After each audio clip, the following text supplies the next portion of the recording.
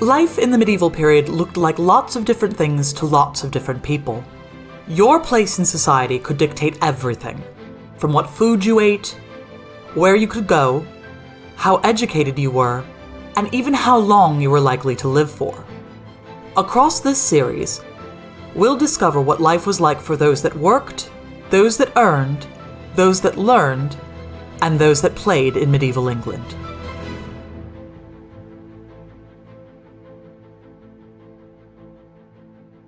When we talk about medieval Europe, it's almost impossible to talk about one of the most important subsections of medieval society, those who pray, and by that I mean the clergy. There's a lot of different ways to be a clergy member. In general, it means that you've dedicated your life to religion and the church more specifically. We have to remember that in medieval Europe, when we're talking about Christianity, we're actually talking about Catholicism. And in many ways, the story of medieval Europe is the story about the Catholic Church coming to primacy. Probably the most common form of clergy member is just parish priests. Parish priests are responsible for giving sermons to their community in the vernacular language to explain what it is they just heard. The other thing that parish priests do is give sacraments. Sacraments are particularly important because partaking in them is by definition what makes one a Christian. These are things like baptism, reconciliation or confession, marriage, Eucharist, and last rites, which is what is performed right before somebody dies. Parish priests are responsible, therefore, for all these incredibly important Christian things, and parish priests are very common as a result. You need to make sure that there are enough parish priests that they can actually administer to everyone in their area. So, in the countryside, in peasant communities, you'll have one church that will see to, maybe 50 people or so, and they'll be dotted around in the countryside as a whole. We are here standing on top of Castle Hedingham in Essex. This is a great example of how parishes work in the countryside. As you can see here, immediately, there's one parish church in the town surrounding Hedingham Castle. Beyond there, you can see another on the horizon. If you live 3 miles away, every Sunday, you're not going to want to have to walk or take a horse all the way over to another parish. It can be a really long way on a Sunday morning. This means that it takes out all of the travel and you have a dedicated priest in your community who knows what's going on with you. So, parishes work differently in different places. In cities, there will be many more parishes in a much smaller space. That's because there's simply a larger population to see to. The guild members in London are going to want to make sure they're getting top-notch pastoral care, and so there may be one church every few blocks to make sure that every single person in that area is getting everything that they need.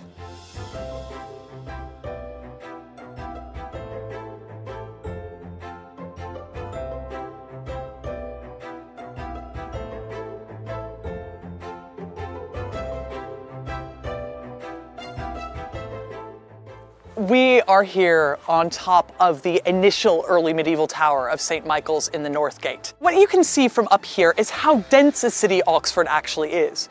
Obviously, it's larger now than it would have been in the medieval period, but still, this is an outstandingly large place. This is because all of the colleges and all the various clergy members who have set up shop here attract more and more people to cater to them and cater to the community as a whole. What you can also see up here are the various steeples that dot the skyline. These are all individual parish churches, so they're seeing to the needs of the general community within Oxford itself. They want to have Eucharist given to them, they want to have their children baptized, they have to be buried somewhere. And it's the parish churches that see to that. John, thank you so much for meeting me and bringing us here to St. Michael's at the North Gate. It's a fantastic church. It's the earliest church in Oxford, and I'd be glad to show you what it's like inside.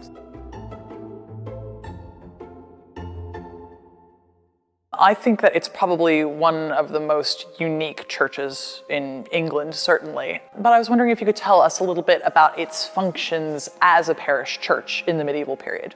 And this is one of those towns characteristic of high medieval England, where you have a very great number of churches crowded into a very small space. In Domesday Oxford, that's at the time of the Domesday Book in 1086, there were 5 named churches in Oxford. and St Michael's was one of them. By 1200, there are 20 churches, nothing like Norwich, which has 61 churches, and London, which has 200. But given that Oxford is much smaller than any of those places, 20 within a small area is quite a lot. The parishes are all small and very often have fairly low incomes. St Michael's had a parish which ran inside the north side of the wall and didn't take in a great deal of commercial property. And of course it's commercial property from which the church derives a large part of their income. One of the problems about medieval churches is knowing how they were founded. And that's something we're very ignorant about. But there are various suggestions, of which the most likely probably in a town like Oxford is that they were founded by groups of neighbours. We can't prove that, but it seems to be the case in continental towns that that's often the case. An alternative explanation is that they may have been founded by local lords. Lords in the countryside very often had town property and would found town churches, probably with the object, amongst other things, perhaps primarily, of making a profit. Above the regular parish clergy, there's a next level, the bishops, or the princes of the church. Bishops are kind of like regional managers. They oversee all of the parish priests in their vicinity, and they do so specifically within a cathedral. The thing about a cathedral is that it doesn't just mean a large church. It's a name for the administration that happens underneath a bishop. There has to be somewhere for the parish priests to go to learn. It's also a place where the bishop might be overseeing local schools, where anyone local can go and receive a tutelage in Latin. When I say anyone, I mean any boys. Women are usually excluded from this. But every cathedral is also a functioning school. Cathedrals are also often sites of worship. They'll have very specific relics of saints that people will go and pray to, and it might be somewhere that people go on pilgrimage. For example, the Canterbury Tales, one of the most widespread pieces of English medieval literature, is all about a group of pilgrims going from London down to Canterbury to pray at the tomb of Thomas à Becket, a very, very important medieval saint. We know a lot about what happens from the 13th century onwards, because it's in the 13th century that we have a great deal of episcopal legislation drafted by bishops. Bishops are very keen on seeing that local priests do their job in relation to the congregation. And what that involves, for example, is seeing that parish priests teach the basic Christian doctrines, see that everybody knows the creed, the Paternoster, the Our Father, the Ten Commandments, in the vernacular, which is interesting. How far all this was carried through, of course, we can't always be sure about. But it's in that period, rather than in the 12th century, that pastoral care really takes off at a local level. 12th century, I think, much less so. Over and above bishops, there are then what we call archbishops. As the name indicates, they are more important bishops, and the most important archbishop in England is the Archbishop of Canterbury. So they are the managers to the regional managers that are bishops, and oftentimes they'll be in even more fancy cathedrals. Above archbishops are cardinals. And cardinals are people who work directly in the Roman Curia underneath the Pope. In order to become a cardinal, the Pope specifically has to select you to become one. Cardinals have a number of specific functions, the most important of which is that they are responsible for electing the Pope when the last Pope dies. Oftentimes, cardinals are also intermediaries with people back home. A local cardinal, for example, who starts off as the Archbishop of Canterbury, might be someone who's particularly well suited for translating messages from Rome back to England later. And then, of course, at the top of all of these is the Pope. The Pope is God's representative on earth, and he is elected by cardinals to oversee the church as a whole. A good way of thinking about the Pope is that he's sort of the king of the church. He is the person with whom all of the power eventually stops, and he has ultimate say over most religious matters. The higher echelons of the church, such as bishops and cardinals, and especially popes, don't come from common families. While it's theoretically possible, for example, for someone from a peasant family to become a priest and not uncommon, it's extraordinarily unlikely that they are going to rise so far through the echelons of the church that they will one day be bishop. Instead, we tend to see that noble or royal families feed to the higher parts of the church. It's not uncommon if you're a younger son within a noble family that you will be sent to the cathedral school to be trained with the understanding that it's possible that you may become someone like a bishop. In this way, powerful noble families are able to exercise religious power as well as worldly power in their own households. Outside of the hierarchy are what we call non-regular clergy members. The largest group of non-regular clergy members are monks and nuns. We've come inside Denny Abbey because I want to talk about the original settlers who were clergy members here, the Benedictines. We have all these clues and hints about what was here before the initial huge abbey building. One of these clues is right here in the wall, this pillar here, and it's from the original Benedictine church that was founded here in the 12th century. The Benedictine monks are really interesting because they're the ones who sort of came up with the initial idea of living in a community outside of the regular world. Monks refer to this as ora et labore, or prayer and work. And the idea is if you take yourself out of normal society completely, you can focus entirely on the Lord. Monks, therefore, will join a monastery and they will pray multiple times a day, and they will also involve themselves in work that they see as serving God. A lot of the time, for the medieval world, this specifically means copying out books. Because remember, this is a world without a printing press. So they're out there making sure that books stay in circulation and can get to people in order to praise God. Later in the medieval period, though, a new type of monk arises. These are called the mendicant orders. They start with St. Francis of Assisi in the 13th century. And instead of deciding to leave the world to work behind walls for the glory of God, they decide that they are going to go out into the world to administer directly towards the people. Mendicant technically means beggar, and the idea here is that the mendicant orders have devoted themselves to the concept of apostolic poverty. They want to live like Jesus and the apostles did, and they want to be out in society asking for an exchange of goods for their preaching. So they will say to you, I will give you a sermon on any number of subjects, and in return, please make sure that I eat for the night. So in the medieval world, when mendicants came along, this was almost like a new form of entertainment. People wanted to hear new and exciting religious views that didn't come from the parish priests that they've grown up under and known their entire lives. These are people with different experiences who had new things to say about something that was very important in the medieval world, which is religion. Parish priests often see this as the mendicants intercepting tithes that would rightfully go to the local church. As a result of this, sometimes parish priests will attempt to block mendicants from preaching in their own town just to make sure that the money is going to the right place. They also might object to what the mendicants have to say. If you're a very well-to-do parish priest, you might not want someone coming in who's preaching apostolic poverty and the idea that everyone in the clergy should be living in poverty. A lot of people were flocking to the priors' churches to hear sermons, who were, of course, very pastorally minded. Great preachers would preach in the vernacular. The parish church had somehow to rival the friars and to provide the sort of services which the friars could provide. You've got to remember, of course, in the Middle Ages that the service is entirely in Latin, and the priest is facing the altar for most of the time, so facing away from the congregation. So how much direct contact there was between priest and congregation is difficult to say. Just behind me here, we have some really great examples of the varying kinds of arches you can get across medieval architecture.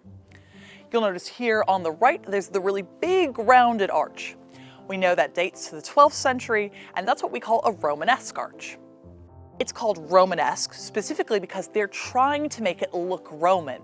That's why you have the big pillars on either side, and the roundedness is supposed to bring to mind and conjure images of Rome and the greatness of the empire. Medieval people loved Rome, and they liked connecting themselves to that idea. On this side of the abbey, we have some really new and exciting architecture. And this is all established when the Poor Clares take over the area. In the 14th century, this land is given to a local countess who uses it to establish one of her favorite orders, the Poor Clares. As part of this, the Poor Clares build some wonderful new Gothic architecture. General rule of thumb, if it has a peak in the arch, that means it's Gothic. Another great rule of thumb with arches like this is you can kind of tell when they were built based on how many fingers you can fit in the arch, more or less. This arch tells you that it's 14th century because it more or less follows the peak of 4 fingers on a hand. So here at St. Bart's in London, we can see an example of a 15th century arch. You can fit all 5 fingers of your hand inside of it, but it's still got a tiny little bit of a Gothic peak to it. Another great little detail here are these floor tiles, which are still extant in the abbey. And this is a nice reminder because a lot of the time when we see medieval abbeys, they're in states of disrepair. And that can make us think that the people within them were walking around on dirt floors because, well, we're walking around on dirt floors when we visit them. But that's not always the case. Specifically within churches, we would often see really great ornate terracotta tiles. And this is a reminder of exactly what was here before. The last kind of non-regular clergy who you might not expect are actually scholars and students. Anyone who works at a university is necessarily a member of clergy. And crucially, so were all university students. Just like now, university students in the medieval period were notoriously rowdy. They would get in trouble with local communities for things like running out on their bar tabs, not respecting the locals, flirting too much with the girls. And being a member of the clergy meant that when they did so, they wouldn't be seen in local courts. Instead, the clergy would look after other members of the clergy. So if you don't pay your bar tab and you get in trouble with a local innkeeper, it's much better for you to go in front of a clergy court who will give you a slap on the wrist and send you back to class than it is for you to go in front of the city constabulary where you'll be fined and possibly thrown in jail. The fact that students are clergy members is actually an origin of an interesting phrase that we still use now to talk about relationships between universities and the cities that they're in. And this is town-gown relations. Town, of course, means anybody within the town, but gown refers to these students who are members of the clergy who are wearing clergy gowns. With all these different types of clergy, it's really common for them to also be overlapping in different ways. This is especially true of places like university towns. Here in England, of course, the 2 university towns are Oxford and Cambridge, both of which were established in the medieval period. This is because universities themselves were established during the medieval period. More specifically, universities come into being in the High Medieval period and in the 11th century. The way that many universities work is that the individual colleges within them will be connected to a particular order of monks. This is true, for example, of Canterbury College in Oxford, which we want to talk about particularly today. Canterbury College started out specifically connected to Benedictine monasteries. So Benedictines from all over England would send their brightest pupils to Canterbury to study at the University of Oxford. One such Benedictine was a man called Thomas Wycliffe, who will become very, very important within Oxford generally and Europe as a whole. We're here on the Oxford streets to enjoy a beautiful spring day, but also to have a look specifically at Merton College here, because it's here that Wycliffe starts his career. In 1356, he writes a thesis that's called The Last Age of the Church. And it's particularly interesting for a 14th century document because it talks about what he perceives to be the cause of the Black Death. Now, there are a lot of sermons and plenty of pamphlets around in the 14th century blaming specifically the average person for the plague. These preachers say the average person is too lustful, the average person is too lazy and gluttonous, and for these reasons, God has visited the plague upon the earth. This isn't how Wycliffe sees it. Wycliffe sees the plague as a sort of divine retribution and justice for sinful clergy members. As far as he's concerned, these people are meant to be looking after their flocks, living a life of apostolic poverty, and in general, devoting themselves to God. One of Wycliffe's overarching concerns with religion in general was what he saw as the undue wealth of the church writ large. But he also had specific objections to parishes themselves. He thought that parishes were too interested in what he called pomp and celebration. He thought they were spending too much money on festivals, and they were bringing in too much money from their parishioners. Of course, what Wycliffe says is very catchy, and it definitely speaks to people who feel quite under the thumb. If you're tithing a large percentage of your money every year to a church, you might not want to see your priests living particularly wealthily. But it wasn't just parish churches that Wycliffe had a fundamental problem with. Overall, most of his complaints were reserved for the mendicant orders or the friars. In 1380, he writes a pamphlet called Objections to the Friars. In it, Wycliffe refers to the mendicant orders as the pests of society, the enemies of religion, and the patrons and promoters of every crime. What he's interested in here is what he sees as the undue wealth of the mendicant orders. He considers that the preaching orders were founded on a consideration of apostolic poverty. That means they should be living in poverty. By the 14th century, however, they'd amassed great fortunes, and so Wycliffe felt that they were living contrary to the very reasons that they were founded. But why were they founded? Well, in parishes like this, we're not exactly sure whether or not the parishioners would have been getting access to the sermons that they wanted to. What friars offer is a sort of traveling sermon service. If you want to hear a religious speech, and medieval people did, that was very interesting for them, you could get one while you were walking to market. What Wycliffe and the Lollards do is they train their own preachers. So they're doing the same thing that the mendicants would be doing out in society. They're giving sermons to the lay people of Oxford and preaching about the things that they think are important. This is in one way to counter the friars who they think shouldn't be bringing in as much money, but it's also to put out their vision of religion to the world. It's actually a form of mass communication in the medieval period and a really great way to argue your corner. So there can be huge clashes theologically or about money within the church itself. There are also often clashes between the clergy and the laity in general. A lot of these also have to do with money. As we've already seen when we talked about peasants, clergy are often landlords. Primarily, it's the local lord who founds parish churches. And this is part of a wholesale reorganization of the countryside, which happens in the 9th, but more particularly in the 10th century, when villages are formed, peasants are brought in to particular centres, and part of that process of nucleation is the foundation of a parish church for the new community, partly for religious reasons, but as in towns also, as a piece of property, the Lord would expect to take a share in the offering. Oftentimes, laity resent the clergy because of this. They feel that the clergy should devote themselves to God and should not be accumulating so much wealth on earth. Some members of the laity, especially poorer laity, also resent the clergy because of their direct links to people like the nobility. If a noble family wants to make sure that there's someone praying for their souls after death, they can set up a community of monks and nuns on some of their own land. That creates a new landlord where there wasn't one before, and a new opportunity for resentment between peasants and the clergy. If you are wondering why an organization called the Poor Clares is living in a building like this, which is, obviously pretty fancy, you wouldn't be the only one. The answer in the specific instance of Denny Abbey is that the countess who endows the abbey also lived here.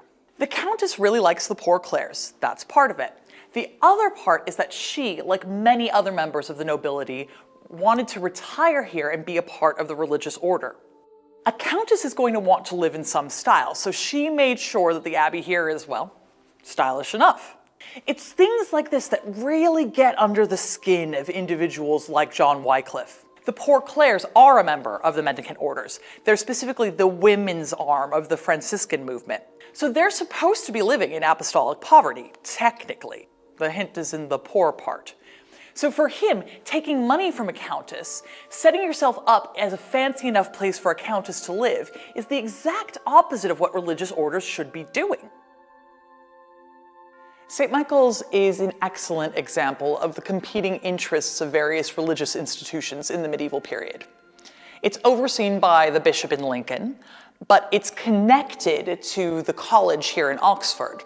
And it oversees and administers to the various lay people within Oxford itself. This means its job is to see to the pastoral care of an average person in Oxford. But it takes their money and kicks it up to the college itself. There can also be disputes between the clergy and local nobility about who owns what land where. Who exactly owns which peasants? When you yourself are not working the land that you depend on for your money, it very much matters who is doing the work in order to get food to your table. The clergy are capable of creating entire cities like Oxford, which initially exists specifically to serve the religious people there. When you have a lot of students, someone needs to cook for them, someone needs to clean for them. People move to the local area to service the clergy, and then you have a city. The complicated relationship with the clergy and the laity in the medieval period can also lead to serious scrapes with major powers like the king. The fact that the clergy control so much land and have so much money here is actually a huge part of their downfall in the early modern period when Henry VIII is on the throne. Sure, Henry VIII wants to be able to get divorced without anyone telling him what to do, but he doesn't mind taking all of the land that the monasteries own as well. One of the ways that you know we're talking about the medieval period is that the clergy are still balancing on this knife's edge very successfully.